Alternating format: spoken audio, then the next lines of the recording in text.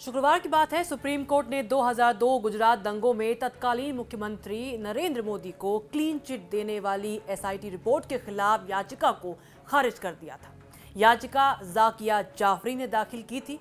Supreme court ने फैसले में कहा कि मामले में को पिटिशनर तीस्ता सेतलवाड़ ने जाकिया जाफरी की भावनाओं के साथ खिलवाड़ किया है और आज फैसले के अगले ही दिन तीस्ता सेतलवाड़ को गुजरात एटीएस ने गिरफ्तार कर लिया है। आज सुबह ही एक इंटरव्यू में केंद्रीय गृह मंत्री अमित शाह ने तीस्ता सेतलवाड़ द्वारा संचालित एनजीओ को गुजरात दंगों के बारे में निराधार जानकारी प्रदान करने के लिए फटकार भी लगाई थी, साजिश के आरोप लगाए थे।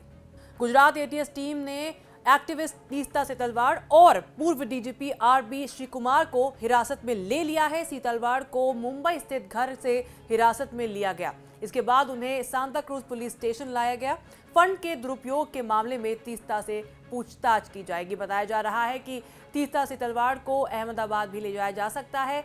एफआईआर के मुताबिक आरोपियों ने जाकिया जाफरी के जरिए कोर्ट में कई याचिकाएं लगाई और एसआईटी प्रमुख के साथ साथ इसका दूसरे आयोग को गलत जानकारियां दी। अब इस वीडियो में तफसील से जानेंगे क्या है मामला, लेकिन आगे बढ़ने से पहले बता दें कि राजनीति से जुड़ी तमाम कहानियां आप कुकू एफएम पर सुन सकते हैं। इस वीडियो के साझेदार हैं कुकू एफएम ऐप, जो लाए हैं न्यूज तक के दर्शकों के लिए खास ऑफर। कुकू एफएम का सब्सक्रिप्शन लेने वाले दर्शकों को मिलेगा 50% का सीधा डिस्काउंट, 50% ऑफ। इसके लिए आपको इस्तेमाल करना है हमारा कूपन कोड NTK50। दुनिया के दिग्गजों की बायोग्राफी हो, बॉलीवुड स्टोरीज हो, बहुत कुछ, सब कुछ आपको मिलेगा कुकू एफएम ऐप पर। ज्यादा जानकारी के लिए लिंक स्टोरी के डिस्क्रिप्शन में है, जिसे आप देख सकते हैं। आगे बढ़ते हुए बता दें कि सुप्रीम कोर्ट ने 24 जून को गुजरात दंगे पर एसआईटी की रिपोर्ट के खिलाफ दाखिल याचिका पर सुनवाई की थी। इस दौरान कोर्ट ने सामाजिक कार्यकर्ता, सोशल एक्टिविस्ट तीस्ता सेतलवाड़ के पिछले रिकॉर्ड और भूमिका का जिक्र भी एसआईटी की रिपोर्ट और गुजरात सरकार की दलीलों के हवाले से किया था। अहमदाबाद क्राइम ब्रांच ने तीस्ता सेतलवाड़, पूर्व आईपीएस संजीव भट्ट और पूर्व डीजीपी आरबी श्रीकुमार के खिलाफ फर्जी दस्तावेज बनाकर साजिश के तहत गलत प्रोसीडिंग शुरू करवाने का मामला दर्ज कर लिया है। मामले में तीस्ता श्रीकुमार को हिरासत में लिया गया है, तो वहीं संजीव भट्ट पहले से ही जेल में है। कोर्ट ने कहा कि तीस्ता अपने हिसाब से जाकिया जाफरी को इस मुकदमे में मदद करने के बहाने उनको नियंत्रित कर रही थी। वो अपना हित साधने की गरज से बदले की भावना रखते हुए इस मुकदमे में न केवल दिलचस्पी ले रही थी, बल्कि अपने मन मुताबिक चीजें भी गढ़ रही थी। चलिए पहले जान लेते हैं कि आखिर तीस्ता सेतलवाड़ हैं कौन। इसके बाद बताएंगे कि क्या कुछ कहा है गृह मंत्री अमित शाह ने और क्या है जाकिया जाफरी का मामला, जिसमें कोर्ट ने उनकी भूमिका पर सवाल उठाया है। तीस्ता सेतलवाड़ एक पत्रकार और सामाजिक कार्यकर्ता हैं। वो सीजेपी यानी citizen for justice and peace नाम के गैर सरकारी संगठन यानी एनजीओ की सचिव है। ये एनजीओ 2002 में गुजरात में हुई सांप्रदायिक दंगे के पीड़ितों को न्याय दिलाने की लड़ाई लड़ने के लिए स्थापित किया गया था। गुजरात दंगों को लेकर कोर्ट में डाली गई याचिका में सीजेपी भी एक याचिकाकर्ता है, जिस याचिका में नरेंद्र मोदी और 62 और लोगों की दंगे में सहभागिता का आरोप लगाते हुए आपराधिक मुकदमा चलाने की मांग की गई थी। बीजेपी शुरू से कहती आ रही है कि तीस्ता सेतलवाड़ के संगठन को नरेंद्र मोदी को बदनाम करने के लिए कांग्रेस द्वारा स्थापित या यूं कहे संचालित किया जा रहा था। 9 फरवरी 1962 को महाराष्ट्र के मुंबई में जन्मी तीस्ता सेतलवाड़ वहीं पली बढ़ी हैं। उनके पिता अतुल सेतलवाड़ वकील थे। उनके दादा MC सेतलवाड़ भारत के पहले अटॉर्नी जनरल थे।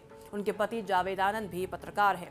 साल 2007 में देश का चौथा सर्वोच्च नागरिक सम्मान मिल चुका है तीस्ता सेतलवाड़ को। तत्कालीन राष्ट्रपति APJ अब्दुल कलाम ने महाराष्ट्र में सार्वजनिक मामलों के लिए उन्हें पद्मश्री से भी नवाजा था।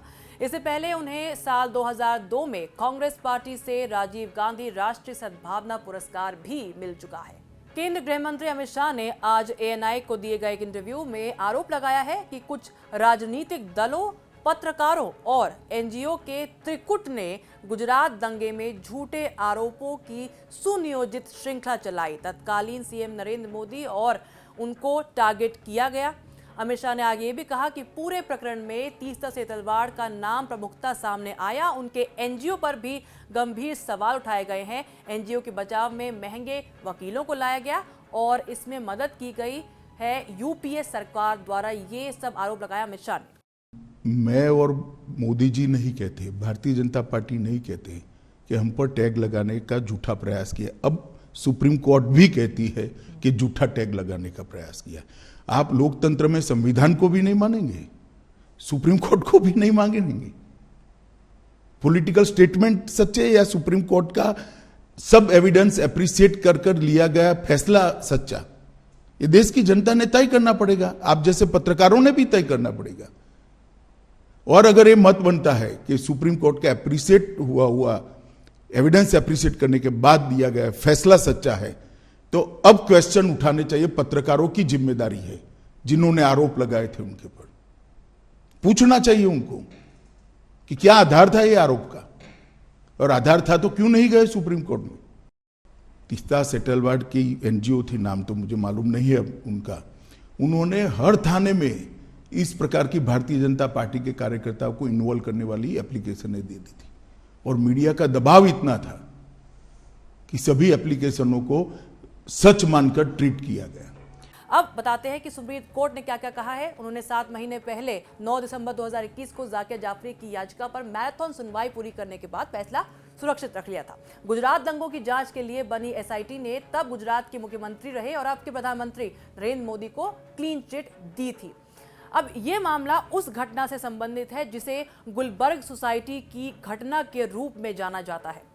27 फरवरी 2002 को गुजरात के गोधरा स्टेशन पर साबरमती एक्सप्रेस ट्रेन के S6 डिब्बे में आग लगा दी गई थी।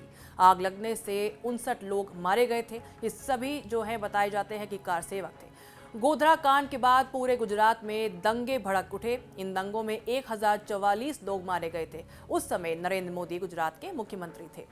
गोधरा कांड के अगले दिन यानी 28 फरवरी को अहमदाबाद की गुलबर्ग हाउसिंग सोसाइटी में बेकाबू भीड़ ने 69 लोगों की हत्या कर दी गई थी और मरने वालों में कांग्रेस के पूर्व सांसद एहसान जाफरी भी थे, जो इसी सोसाइटी में रहते थे। इन दंगों से राज्य में हालात इतने बिगड़ गए थे कि तीसरे दिन सेना उतारनी पड़ी थी। एहसान जाफरी की विधवा जाकिया जाफरी ने एसआईटी की रिपोर्ट को सुप्रीम कोर्ट में याचिका दाखिल कर चुनौती दी थी। एहसान जाफरी की पत्नी जाकिया तत्कालीन मुख्यमंत्री नरेंद्र मोदी को भी घटना का जिम्मेदार बताकर कानूनी लड़ाई लड़ती रही और इसमें सामाजिक कार्यकर्ता तीस्ता सेटलवाड ने उनका साथ दिया। दरअसल एसआईटी की रिपोर्ट में प्रदेश के उच्च पदों पर रह रहे लोगों को क्लीन चिट दी गई थी। एसआईटी ने राज्य के उच्च पदाधिकारियों की ओर से गोधरा ट्रेन अग्निकांड और उसके बाद हुए दंगे भड़काने में किसी भी साजिश को नकार दिया था। साल 2017 में गुजरात हाईकोर्ट ने एसआईटी की क्लोजर रिपोर्ट के खिलाफ जाकिया की शिकायत खारिज कर दी थी।